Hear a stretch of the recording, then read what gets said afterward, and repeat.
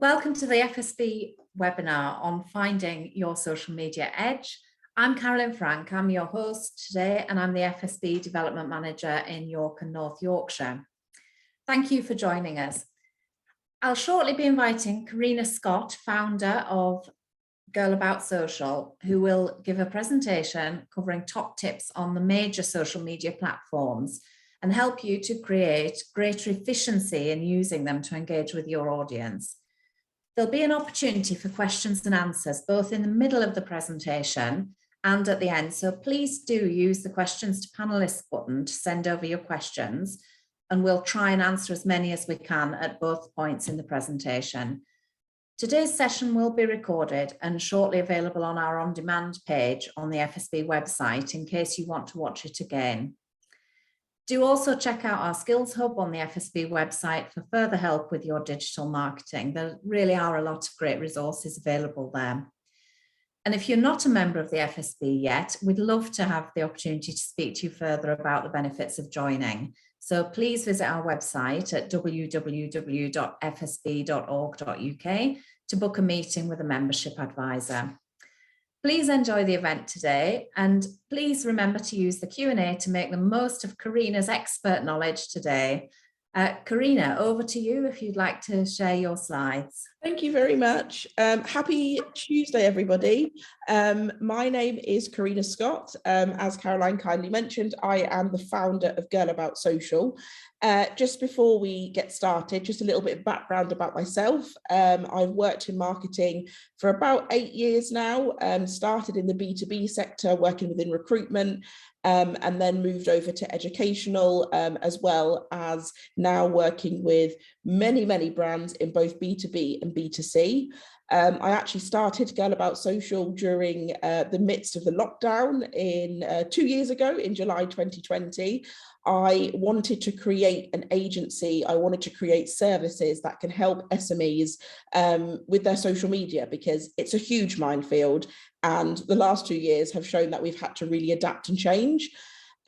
So today, my plan is to go through with you how to find your own social media edge. What we're going to do is break down the presentation into two. I'm going to share with you my SASSY strategy on how to involve and inspire your audience on social media. We'll then break for some questions, and then we will finish with understanding the different platforms. One of the biggest questions I get from business owners is, what's the best platform for me? What's the best platform for the best engagement? So I've kind of condensed it down into the next 45 minutes to an hour. And yeah, hopefully you find something, you take away something useful from today. So before we start, one thing that I love to ask is if everybody would like to write down one thing that they would like to learn from this masterclass. Then what we can do at the end, if I haven't answered your question, then either you can email me if you want to speak privately about it, or ask within the rest of the chat. So I'll give you a couple of seconds just to write that down. And then, yeah, we can get started.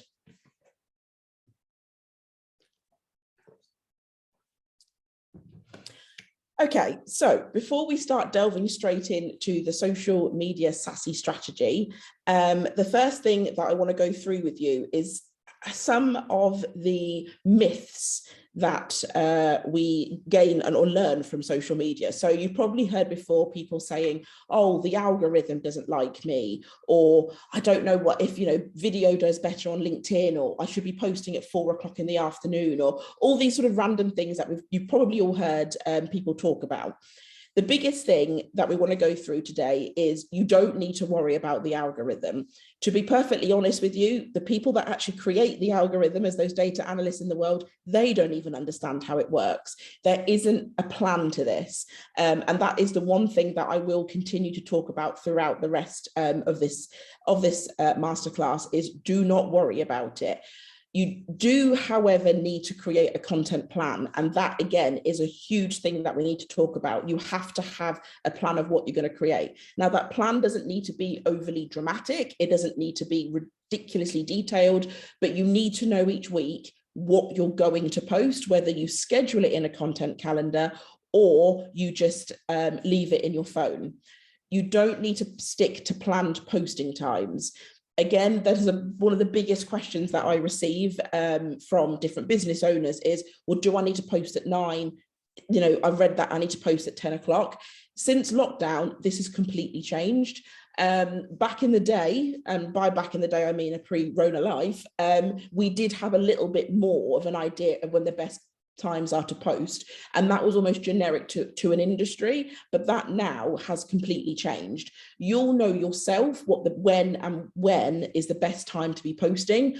I personally know that 9 a.m. on LinkedIn is the best time for me, but that may change as an individual. So that just comes with trial and error of understanding your own audience, but there isn't a generic for everybody. And again, it's all about posting quality content. Again, linking back with the algorithm, it doesn't matter what, if you're trying to work around all these algorithms, it doesn't work. It's just making sure that you're always providing a value to your audience. So what I'd like you to do is to all close your eyes. I'm not going to do anything weird. I want you to think about your dream client. So your dream client has found you on social media. They may have found you on Instagram or LinkedIn or Facebook or Twitter, whatever it may be. And I want you to think about, what do they see on your social media right now? So can they see your testimonials? Can they see your contact details? Have you actually got the name of your brand on there? Is there a link to your website? When was the last time that you posted? Do you think the content that you're posting is still providing a value to them? It's just making sure that, have you got everything on there? Now, the reason why I've actually created the SASSY strategy was because I have had many clients that have found me through social media, through my LinkedIn or through my Instagram. And the reasons why they've come back and stuck and wanted to work with me is because they found the content that they needed to be able to make a buy-in decision. And I broke that down into the SASSY strategy, and that's what I'm going to share with you today. Just moving this through. So the SASSY secret. What is the SASSY secret? It's broken down into 5. The biggest, or the first thing I should say, is your social media profiles. The next is auditing. The third is strategy. Moving on then to schedule. And then last but not least, you. So what we're going to do now for the next sort of 20 minutes or so is actually break down what the SASSY strategy or the SASSY secret really is. So the first one is social media profiles. So does your social profile right now stop the scroll? So when someone is going on to your profile, is it optimized effectively? Can they see all the information that you need? The biggest way and the biggest thing that I've seen the most of are brands using a fuzzy photo. It's what we like to say, it's like, was that taken on a potato? Like, you know, it just looks really weird and hazy. You need to make sure that your brand profile is really clear. Now, that doesn't mean that you have to use a logo. If you are, for instance, an individual, you know, that's selling services to a business, you're self-employed, you may, for instance, just want to have a lovely clear headshot of yourself, or use a great, you know, strong image of your logo, ensuring that you've got your brand name in the description. Now, this may seem a little bit weird, but I don't know if you can see in this photo here, my actual Instagram name is GRL about social, because someone actually had taken the girl, which means in my actual bio, I need to make sure that I'm clear that my actual brand name is Girl About Social. Your username on a profile can sometimes be different to the actual name of the business. So making sure you have that clear information. Do you have a quick bio description of the services that you offer? Now, I know that on Instagram, I know on Facebook and LinkedIn that the bio, you only get X amount of characters, but just there's different ways to ensure that you put that information in there, as well as any branded hashtags. Now, if anybody on here, for instance, will follow, again, on Instagram, a shopping brand, for instance, H&M or New Look, they always have brand hashtags, which is like, this is me, or this is New Look, or H&M X me. So if your company has a branded hashtag, have you got that information available for your audience to then see what other content's been created under that? As well as your website URL. Again, I've seen it so often that brands don't even put their own URL on there. So how do people click off from Instagram or Facebook or Twitter or LinkedIn to actually go and buy your product or service from your website? So they're the most important things to have. They're really basic things, but sometimes the most simple things can be the most effective. The next we're going to move on to is audit. Audit is all about reviewing and revamping your current content. Now, at the beginning, I mentioned about creating a content plan. Before you even create that plan, you need to review and revamp what currently is or isn't working on your channel. Now, there are a couple of ways that you can do this. The first way is actually have a look at what your competitors are posting on social and ask yourself what's currently working and what I feel that could change. Now, by this, I don't mean copy. I'm not saying go out and start copying what they're doing. But at the end of the day, you're selling the same product or the same service, but review how they do it in comparison to how someone else does it. The best example I have of this is I'm a social media manager. My name is Karina and I'm from Northampton. I actually have a friend called Karina who's a social media manager from Northampton. So I always think about, well, if someone was to say, well, go and speak to Karina who works in social, you'd be like, well, which one? So it's all about, okay, how do I make my content different to somebody who's doing the exact same thing in the exact same place with the exact same name? So it's all about changing and reviewing what works and what doesn't. It could be even smaller things down to your brand colors. It could be the way that you write things with emojis or how often that you post, or it could be anything, but just review what they've done and amend with it. Another way that you can review is actually looking at your content over the last 6 months or to a year, depending on how often that you've posted. Have a look at the engagement, see who has liked the most or commented the most or shared the most. And then that kind of gives you a bit of a plan of that's the type of content that my audience likes. It also helps you to look at what time did I post that, because this also could be an important time for when my audience are online. Like I mentioned earlier, I know that for me on LinkedIn, 9 a.m. is the best time to post. It doesn't mean that I'm, completely stuck to that. If I post at 9:05, it's not that deep, it's not the end of the world, but I try to stick to that kind of planned posting time because I know that's the best time for my audience to be engaged. I also know the best type of content that my audience like to see from me, whether it's behind the scenes or kind of sharing what I've been up to, sometimes works better than me just creating a generic post about an article that I read. So it's about reviewing what you've currently got, and it will just help you with that first initial plan. The last way that you could do it is actually ask somebody with an objective eye. So somebody that is actually completely outside of what you do. I actually asked my mum and my grandma for this because to this day, my grandma and my mum don't really know what I do. So it's nice to ask them to say, oh, I've written this. Does this make sense? And actually, sometimes it's the most basic things that I've forgotten. I'm actually hosting an event in a couple of months' time. My friend's attending. And one thing that I forgot to mention is where the event was, because I was so consumed in it. She checked the copy prior for me and said, you've not actually mentioned where it is. But it's those small things that make a massive difference. So getting someone else to look at your account and say, well, what do you think to this? Does this make sense to you? And it could really help you. And again, with the smallest stuff, because when you're consumed in it, you think, well, of course this makes sense. I know what I'm selling. I know how much it is, and I know what a person needs to do to buy it. But actually, outside of that, it's the small things, like I said, that make the massive difference. The next, we're going to move on to strategy. And this is all about making your audience feel something. Now, for me, this is the most important part of social media. It's the strategy and making your audience feel. And having a successful strategy is all about the bigger picture. It's understanding exactly what you're trying to achieve with social. One of the biggest things that I hear from brands is that they're on a social media profile because they feel that they have to. And that isn't the case. If it doesn't work for you and it doesn't work for your audience, you're just wasting time. I don't know if anybody saw a couple of months ago, I actually think it was late last year, Lush products have actually come off a lot of their social media channels. It was a huge uproar with a massive conversation on social media about it. But actually, the CEO of the company said, well, our audience aren't on there. They don't buy through LinkedIn. So why do we have LinkedIn? They don't buy through Instagram. So why are we on Instagram? We're just creating content that nobody's actually doing anything with. So we would rather put that time, effort, money, energy into another platform that works, which is, pop-ups in the store or influencer marketing, whatever it is. Often, as mentioned, brands spray and pray. So that's basically they create content and they talk at their audience instead of talking to them.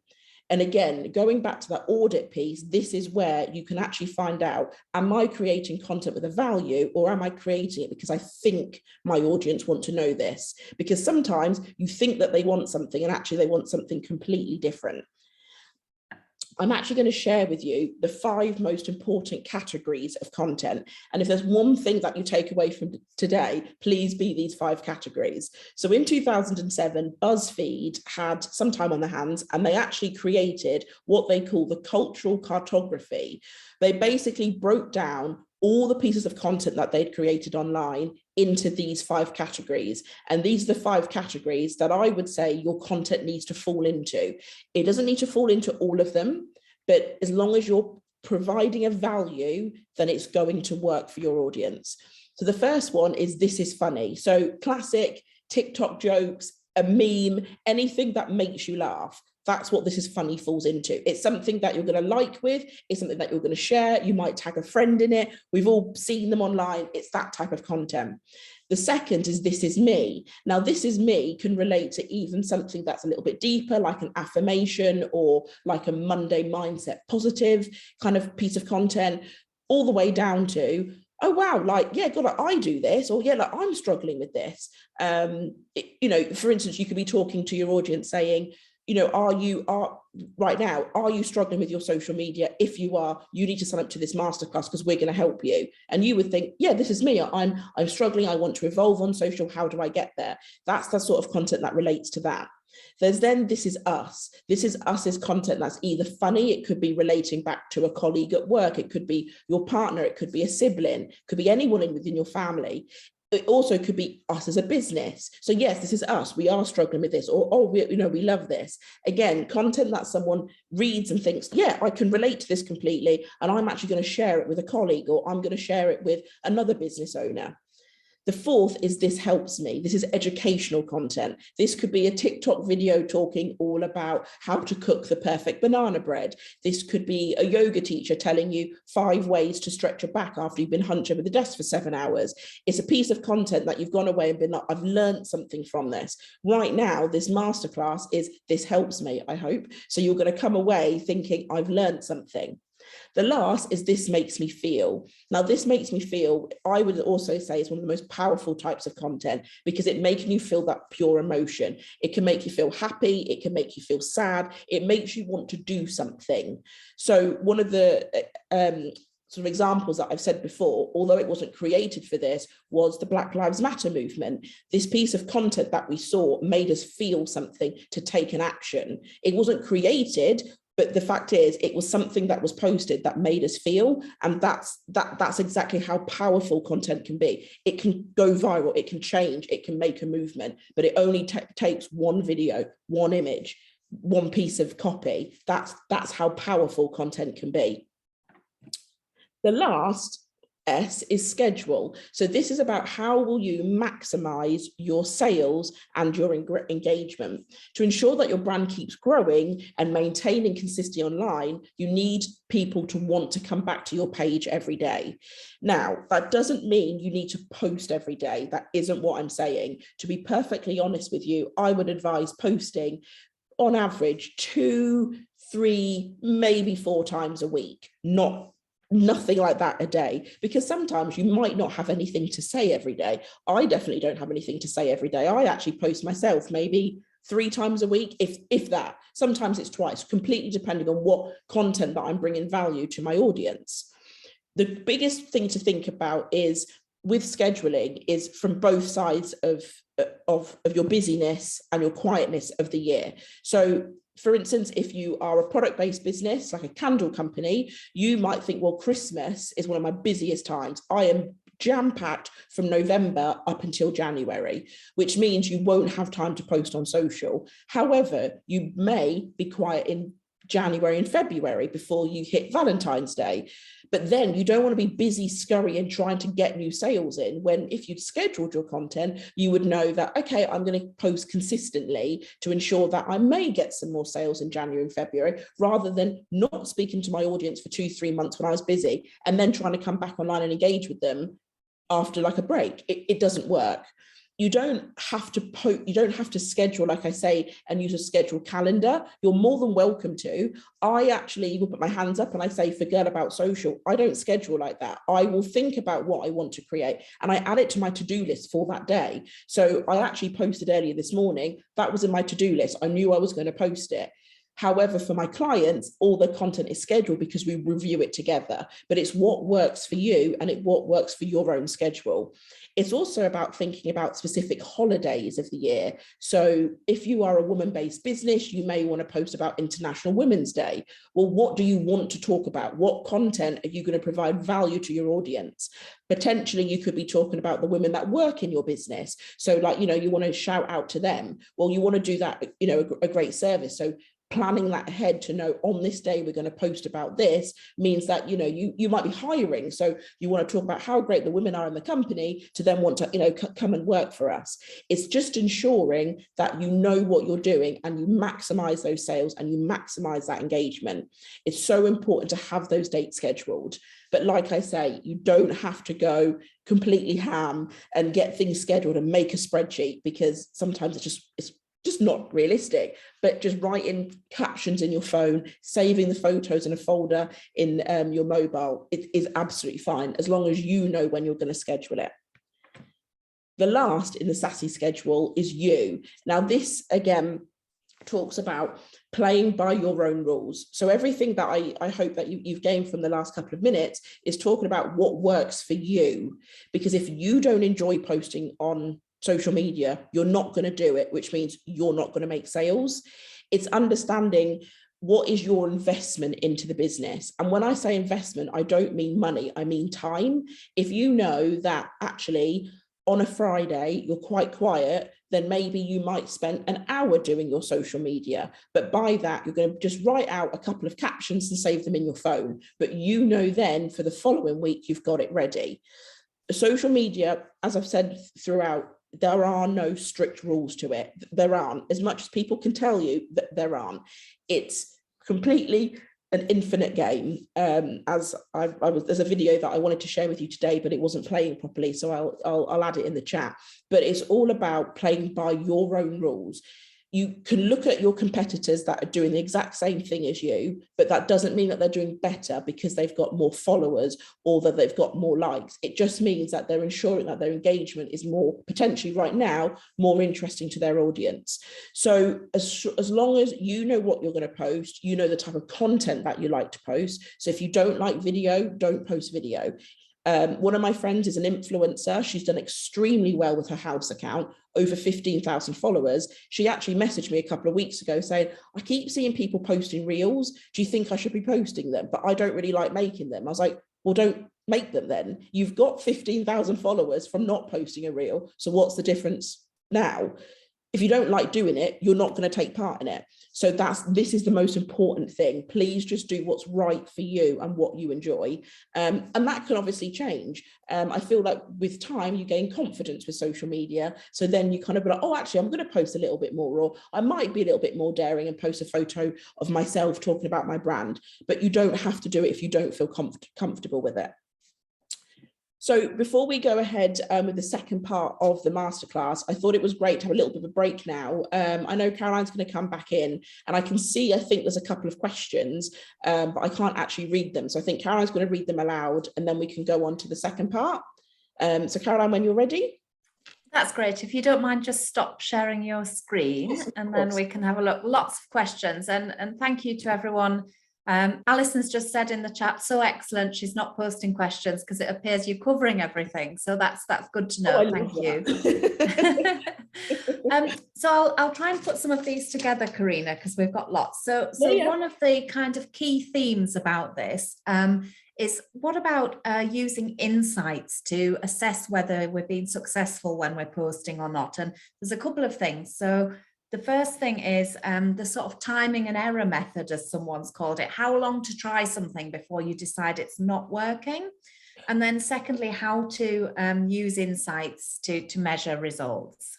I think from the time method, I would say 3 months. I say that because that's actually how long I work with a client to say actually if it's working. Obviously, you review on a weekly basis, you can review on a monthly basis, but with likes of engagement and posting on social and trying different things, I would say try for 3 months, but keep it, you know, be like, okay, so this worked this month, because your content, like mentioned before, changes as more confident that you get. So when you first start, you may not be as great at designing if you're going to use Canva or something, or maybe talking to camera may not be as strong, but actually as that grows and you post more, you'll be able to kind of build up a little bit of a rhythm. So I hope that helps. And this thing about using insights, you know, what's the best way to use insights across the platforms? I use it as top level. So I offer a service which is all about kind of the engagement booster. So what that means is on Instagram, I can tell you like, right, we engage on your account for X amount of times a day, and this is what we boosted it up to. Don't be specific to them. I would just look at it as an overview. But the main thing is your insights might work, but your main call of action and your main goal is to make sales. So you may have only got 5 likes, but if you made 1 sale from that, then it's surely a win, and that won't show on your insights. But it is great to just have an overview. But of course, insights go like this. It could be that maybe 1 month you had more time to post, so you may have posted a bit more, or you might have posted about one thing that actually engaged with more people than the next month. We always see on a Monday that insights could be slightly lower on our client accounts because we don't do the engagement piece over the weekend. So the account's gone quiet, but that doesn't mean that the account's failing. So I would just use it as an overview, but focus on actually how many people are coming to your website. So website clicks is always a big one. Okay, how many people have bought? Because like I said, you could get 100 likes but no sales, or 4 likes and 1 sale. So which one's better? The 4 likes with 1 sale. That's great. And one attendee's just asked, should we worry about the insights? And I think you've answered that. So, you know, they're saying it certainly knocks your confidence when you post and it doesn't get many likes. So don't worry, move on and carry on and be confident. Like, and it's a little like being on the scales. You could go on the scales in the morning and be £4 less than you were in the evening, but it's just water weight. It doesn't mean that you failed your diet. It just means that the numbers just move all the time. It's not a consistent level throughout the day. So I wouldn't worry, but it's great to just have a look. But yeah, focus on kind of how many website clicks you're getting and how many sales you've made from it, because you may even get referrals, and that's still a massive win. We did have a specific question about Etsy, being a funnel for Etsy. So you're saying about the sales and the website clicks. Do you have any comment on that, about creating a funnel from your social media to other platforms? Yeah, it's very hard because the platforms want you to stay on the platform. So again, going back to the algorithm conversation that we spoke about at the beginning, there aren't rules on it. I think if you've got an Etsy shop, but you are also promoting it on Instagram, I would advise setting up an Instagram shop. Remember, we as humans have the attention span less than a goldfish. It's 7 seconds. So if your client has to go onto your Instagram, click on a link to go to Etsy, they may get bored. That's how quick we are. If you're posting in the evening, we're second screening, we're watching Netflix while shopping. So I would actually advise probably stick. So if you're a product-based business, you're probably selling on Facebook and Instagram, utilize the Facebook and Instagram shop. It's also cheaper because it doesn't charge, whereas Etsy, I know, puts a charge on. You can always say, click the link in bio and put Linktree, but these social profiles don't encourage you to come off the profile. They want you to stay within the platform as much as possible. Brilliant. There is a couple of questions also about services. So we've talked a little bit about products. So we're talking about professional services, getting the right tone for a professional services business. And there's also a question about a manufacturing business as well. So kind of specialist sectors, using the right phrases or using the right tone. Do you have a comment on that? Your tone is completely based on you as an individual. I don't like to come across as really like super professional. So when I post on social media as myself, I talk how I would talk for instance, within this conversation now. So there isn't a right tone, it's what is the right tone for you. So how do you want to talk to your audience? I've actually got a client that is an accountant, and the way she speaks on social is different to how I speak, because she does speak extremely professionally, in comparison to I like to come across as more like from a friendly approach, like, oh, I like, this is me, because that's exactly how I am. So there isn't a set rule. It's basically, how do you want to talk to your audience? So if you want to be kind of like specific, quite clear, which is absolutely fine, or if you want to be a lot more, like warmer and friendlier, like you're talking to a friend, then just kind of do it from there. Twitter is a great platform to use that, because I don't know if anyone follows, like, for instance, M&S or Lidl or Audi or Innocent Smoothies on Twitter. They're very funny, and they're almost like they're talking to a friend, whilst M&S, the actual store, and when you go in, it's all very like, oh, we're so luxury, like this is not just any food, this is M&S food. But on Instagram, they're having beef with Audi about a Colin the Caterpillar cake. So it's kind of like, if you want to try, okay, what works for my audience, maybe try Twitter, because you can have some fun with it on there. So it's an authentic voice, and yeah, speaking to your customers the way that you would normally speak to them. Completely. Yeah, completely. Brilliant. Just a couple of more sort of technical questions around hashtags have come up. So hashtags, do we use them in the copy or at the end? How to use a branded hashtag, how to get a branded hashtag, and a couple of questions on captions as well, particularly for Pinterest or other platforms like that. So those kind of technical queries as well coming through in the Q&A. Yeah, so in regards to hashtags, it doesn't matter. You can put them in the comments if you want to. You can put them in the feed if you want to. You can use 5, you can use 1, you can use 30, you can use none. It doesn't matter. Hashtags are a really hard tool because they're keywords, but at the same time, if you need to be specific with them, in the sense of, don't post something like black boots, because there'll be millions of posts against that. Your piece of content will get lost. However, if you are a small business based in Northampton, hashtagging small businesses in Northampton means that you're part of a smaller community of other businesses that will probably support you. Or if you've got an event in Nuneaton, you might put like local events Nuneaton, because people might search that because they're looking for a local event in Nuneaton. So I would say be specific, but at the same time, it doesn't matter. I'm quite controversial to it. I'm not a huge lover of hashtags, because I believe in the content is how you're going to engage with people. However, I do use them on my posts, which links quite nicely onto the branded hashtags. A branded hashtag you can just make yourself. If you've got an idea for one, literally search it in Facebook, search in Instagram. If it's been used by someone else, check how many posts are on there. If there's 5, then be like, I'm going to use this because those posts were used in 2015. However, if there's loads, then again, you're going to get lost. The best way to do it is almost to try and have your brand name within the hashtag, because the point of a brand hashtag is bringing a community together. So a lot of product-based businesses have hashtags for that reason, because they want to see you posting photos of their clothes. And for instance, I actually follow the H&M hashtag, because I then can see, oh, what's new that's coming out and how people styled it. And that's what they want. It's about creating a community, but it's literally a matter of being like, oh, I'm just going to post, like, I want to use this one today, so I'm going to use that. What was it? There was a question about Pinterest. Was that right? Yes, that was, how to be found on Pinterest and listing images correctly. So about captioning images across platforms, but the question was specifically on Pinterest, and perhaps around creating templates as well. There's 2 or 3 questions on that. So Pinterest it's a good one, a hard one, and a different one.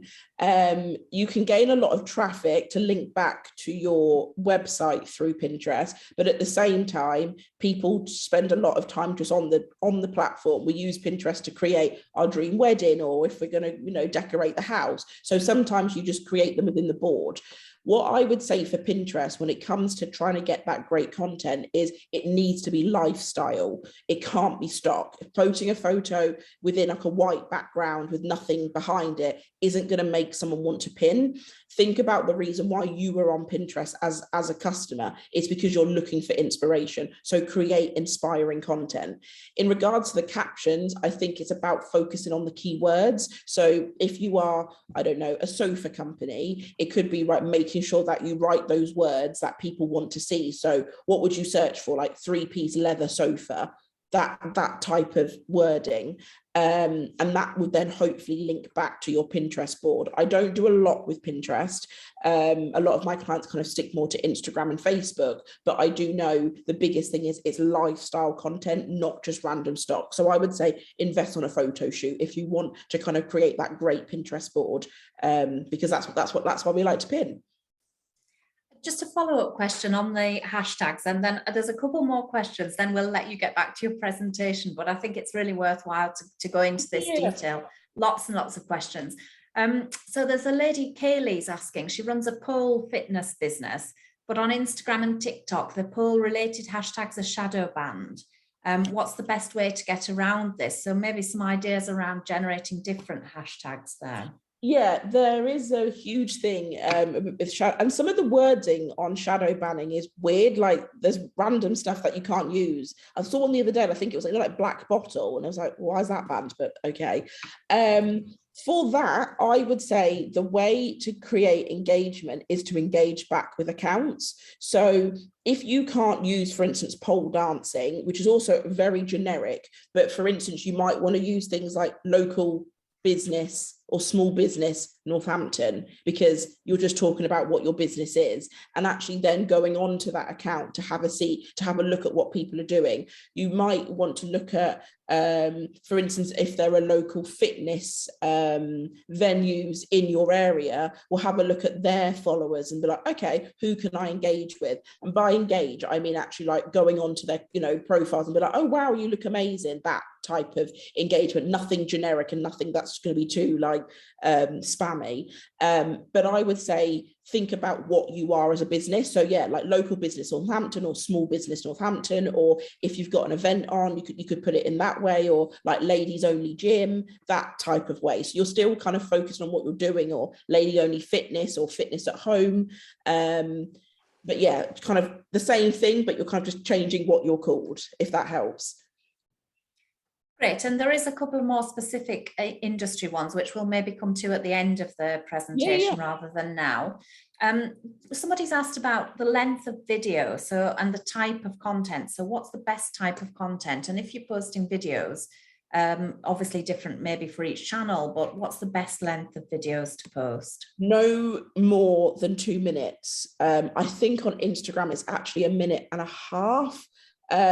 Again, people get bored, so you don't want a long video. Subtitles, because not everyone is watching it loud, so the fact that we want to see what you're saying so we can just kind of watch it.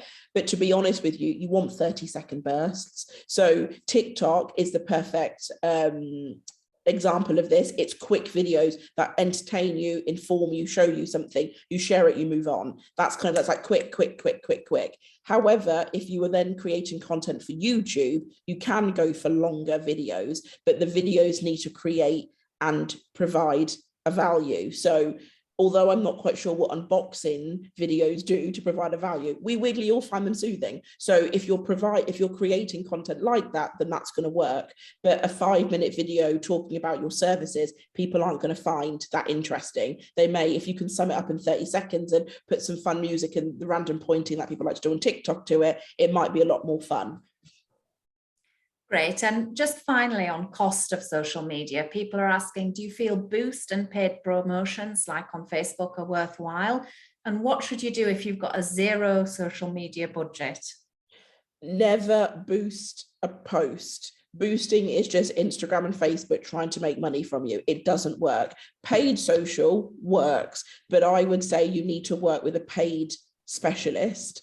to get that sorted. I believe the minimum that you should be spending a month on paid social is £200, because you need to make sure your audience is right. Boosted posts don't go far. They're literally like having a loud cough outside. They don't work. It's just a way for Facebook to make money from you. It doesn't work. If you've got a zero budget, the best thing to do is to if you are a product-based business and you haven't got a lot of budget for social, then shoot at home. iPhone 13s are one of the best cameras. You can make a film off it now. Just literally your mobile phone, shoot pictures. Canva is the best thing. It's free. You can make templates. There's loads of examples on there of what your templates on your social media can look like, and just engage with accounts. So literally everything that I've spoken about with the SASE strategy, that's all free. It's not going to cost you anything unless you hire someone to do it for you. So just kind of making sure that you're like, right, I've got my profiles, I've got all that down. I'm posting 2-3 times a week. I'm engaging with people on my channel as well. And then, yeah, it will slowly come up from there. And I have clients that have had really small budgets, and we've had clients that have had big budgets, but it's all the same. Great. We'll leave it there for now, Karina. I've got lots more questions for the end, but I'll let you get on with your presentation for now. Thank you so much. Thank you. So I'm going to now go through a little bit like the question that just came through, which was talking about talking about what's like the best channel. So this is what we're going to kind of go through now. So you've got your perfect messaging if you're following the SASE strategy. Now it's about finding the perfect channel to put that messaging on, which will then hopefully result in the perfect result. So the first thing that we obviously need to remember is one of the biggest questions I get asked, is what's the best channel for your business? Again, there's not a one size fits all. It completely depends on what and who you are as a business. But the three things that you need to remember is, what are you trying to achieve? What is your favorite content to create? Going back to the why in SASE, why are you doing this? And where is your audience? If your audience are on LinkedIn, there's no point setting up a Facebook page. If your audience are on Twitter, why are you talking to them on Instagram? So they're the three things that you need to remember before you even start then creating content on social. So the first one that we're going to talk about is LinkedIn.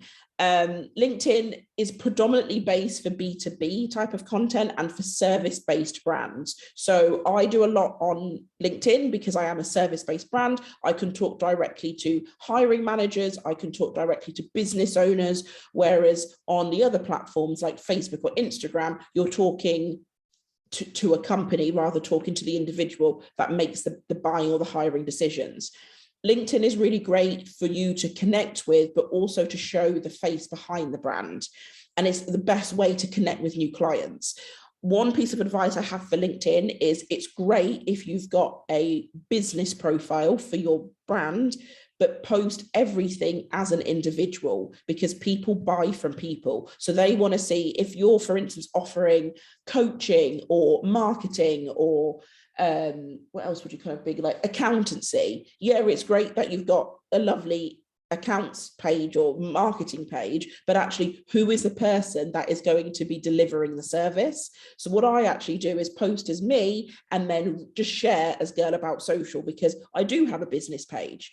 LinkedIn also favors people more than a business. So you're more likely to get more engagement as a person than you are on your business page. The next is Facebook. So Facebook is, again, you can be B2B, but it's more B2C based. It's perfect for product-based businesses. It's great for creating their community, and it's perfect for collecting customer reviews. The good thing as well with Facebook, if you are a product-based business, is you can set up the Facebook shop. So similar to the question about Etsy, you don't actually have to then go off onto another channel. If someone finds you on Facebook, they can buy what you've posted and do it all within the app. And that's what you want to do. You want to make your customer journey as pleasant as possible. And if people have to link off and load other pages, they just get bored. It's also great, as mentioned, for creating a community. You could be part of Facebook groups, whether that's small business groups that are supporting each other, whether that's being part of other businesses that are doing the same as you. Facebook is big on community, and I think it is great. It is really, really good for product-based businesses. And of course, collecting your reviews. If people want to see, okay, is this business great, they will go to Facebook as well as going to Google, but it's good to kind of have them both on there. And it's super easy to ask people, or ask your customers, you know, give us a like on Facebook, and leave us a review. The third is Instagram, which is my most favorite profile. It's the first thing I check in the morning, the last thing I check at night. Instagram is great for B2C and B2B. I'm a B2B brand. I'm a B2B brand, and I've done really, really well on Instagram. I've actually just recently reached over 1,000 followers. And again, because the content I'm providing is for a B2B based. Of course, as well, is perfect for B2C, because again, people can see and buy directly from the channel. And I'm sure there's many of us on this call today that have actually bought something directly through seeing it on Instagram. Instagram is perfect for short form video, very similar to the question that we just had. You can post up to, I believe it's 1.5 minutes on Instagram. So you can either create a reel, which is a matter of 30 seconds, 50 seconds or 60 seconds, or a slightly longer video. And again, you can still show the face behind the brand. What I like about Instagram is all the content is collected together. You can see it on one feed. However, that then does mean ensuring that your feed looks the best, and actually that everything kind of looks chic, it looks perfect, and again, it tells a story. A messy feed can be confusing for your customer. So, but it also at the same time, they can see everything that you do or everything that that you offer, which is, I think, it's just fabulous to have that all in one place, especially because we have a really short attention span. The next leads on to YouTube. So YouTube is B2C and B2B content. It's the perfect hub to create long form video. One of the best types of video created on YouTube right now are things like unboxing. People love watching other people buy things and then unbox them and talk about them, and reviews. If you are a business that potentially talks about the best thing to buy in, you know, the best phone to have, or the reason why you should buy this laptop or whatever it is, people do go to YouTube to look for that information. Also, going back to the 5 categories of content, YouTube is great for providing this helps me. I've done it a lot of times if I'm trying to build like an IKEA flat pack. I'm like, how does this work? You can actually watch somebody do it for you. So that type of long form video really works. It also gives you exposure to a wider audience, because YouTube then has that version of then the next video plays. So someone may just stumble across your video from clicking on something else. So actually it's great to kind of be involved and part of a community. It also helps your audience find you on Google. Now there's kind of a bit of a conversation about this, because YouTube was the second largest search platform, but technically that's TikTok now. So I'll just say it's in the top 3. But that's how people can find you on Google, because they might type in how to build a IKEA chair. If you've created that content, then your video will come up, and actually then suddenly someone's found you that wasn't looking for you in the past. That isn't something that you can do with Facebook or LinkedIn or Instagram. But again, it completely depends on the content that you're trying to create. We also then have TikTok. So TikTok is new. It's been around for a while. It was called Vine, and then renamed as TikTok. And then in lockdown, when we all had too much time, people started getting very, very big and very, very famous through TikTok.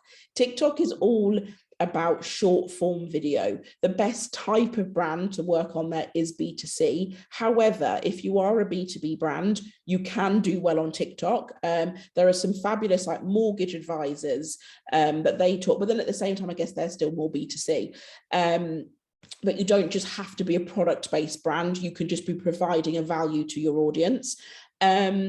It's video content only. That is the point of TikTok. So if, for instance, you want to post images, then you would use that on Instagram. But of course, you can mix and merge together.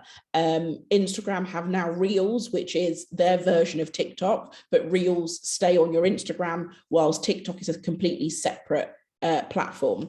You're more likely to go viral, which is a word that all marketers hate when a client says to us, but you can go viral on TikTok. Again, like YouTube, it just keeps playing other videos.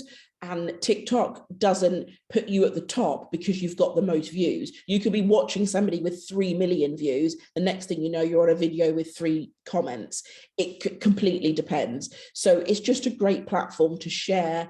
And I guess from that, the BuzzFeed, the 5 categories, it's that kind of, it almost falls into all of them because it's powerful, it's educational, it's extremely funny, it's entertaining, but you just have to get it right. But yeah, it definitely works.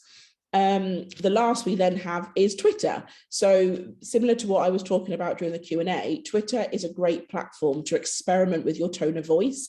As mentioned, M&S, Audi, Innocent Smoothies, Airbnb, they do extremely well on Twitter because they are talking to their audience like you're talking to a friend. But that doesn't mean as a brand that they're not serious. They're just doing it in a way that makes you want to engage with them. And I think M&S, the fact that they're on there and they have beef with Audi, I think it's funny because you wouldn't go into M&S thinking that that's the way the brand is. It's perfect for B2C. It's perfect for B2B. It's a great customer service tool. I use Twitter a lot basically for that reason. If I can't get an answer from ASOS because they've lost my parcel, if I go to Twitter, it's solved within hours rather than days when you're trying to do it from the email because they want to kind of take the conversation offline. It also allows you to be part of the conversation when things big are happening in the world. It allows you to be part of that. You can find out what people are saying and what their views are. Not that all views are great. Obviously, we know that Donald Trump was taken off Twitter for that reason, but you can be part of the positive conversations that are going on in the world. And that kind of leads me to the end of the masterclass today. I know that we've gone through and answered some questions, but if you do have any more, please just pop them in the chat now. And I know we've got time to have a little bit more of a catch up. I just wanted to thank you all for coming on, especially during your lunch break on a Tuesday, to take part in the masterclass. If you want to talk more and you may not want to have your question answered right now, please do follow me on Instagram. It is Girl About Social, but without the I, or connect with me on LinkedIn and drop me a DM on there. Right here is actually a QR code. I've actually created a SASE checklist. If you scan that QR code, you can enter your details and download it. I sometimes find that's easier than trying to remember all your notes. And yeah, that's kind of everything. So thank you very much. Karina, that's been brilliant. Thank you. I'm going to squeeze some more questions in if I possibly can. We've got a few more minutes left. Yeah. So I'll start with interesting question around engagement. So there's a couple of sides to this. There's one question about how to encourage your audience on social to engage with you. If you've got less followers, how to increase that. But also a couple of questions come up about getting staff involved. So if you're a small company with a number of staff, how to get them to share your content as well. And if it's best to post as the company or as the members of staff and the business owner. So all around engagement. So the engagement, for you to gain engagement from your followers, you need to engage first. There's a really intelligent man in New York called Gary Vee, and he actually came up with something called the $80 method. Basically, that means you're engaging across 9 hashtags, but you're leaving a comment on each. So you're leaving your 2 cents, which then results in $1.80. And that's exactly what we do for our clients. We now call it the engagement booster. But what that means is spending, I would advise, a minimum maybe of 30 minutes a day. But by that, I don't mean 34 minutes. You could do it when you're making a cup of tea, when you're sat on the loo, when you're having lunch, when you wake up in the morning, and actually talking to your audience, but don't spam them. So that doesn't mean going on and kind of leaving 400 comments, but going on to your profile and having a look through and actually saying, oh, wow, thank you so much for posting this, or this is a really valuable tip, or, you know, if you're a product-based business, if you're clothes, oh my God, you look amazing in that dress, regardless if the dress is from you or not, but actually talking to people is a bit like going out into the real world. If you're going to have a conversation with someone, you just talk to them first and say, hi, like, I love that. And then it starts a conversation. So that's the best way to do it in that form. In regards to staff, this is definitely one of the biggest ones and one of the hardest ones. There are two ways that you can do it. I used to work for Reed Recruitment, and one way that we did it was we actually created a Instagram called a hashtag on Instagram called Life at Reed. We actually took inspiration from L'Oreal that does Life at L'Oreal. And with that, we encouraged people to post when they had positive news. So whether you've got you'd kind of got you got a new job, or you'd maybe something good had happened, or you got a win at work, and posting about it on social, on Instagram or LinkedIn, because it works on LinkedIn too, actually encourage people to be part of the conversation. If you're in a sales kind of based business, create a competition. That is one thing that I always say to clients to do. So say, right, at the end of the month, whoever is liked the most, commented the most, shared the most, wins a bottle of wine or wins a day off or whatever it may be. You know your team and kind of what encourages them. I would advise, you could say to people, I'm going to post this, can you share it? Or, some teams might write a couple of captions, or some businesses, might write a couple of captions for their team over a month and say, can you just post this on this day? But encourage people to be part of it, maybe to create content with you. If they've got a funny TikTok idea, like bring everybody into the community, because people are more likely to engage if they're like, oh my God, I made that.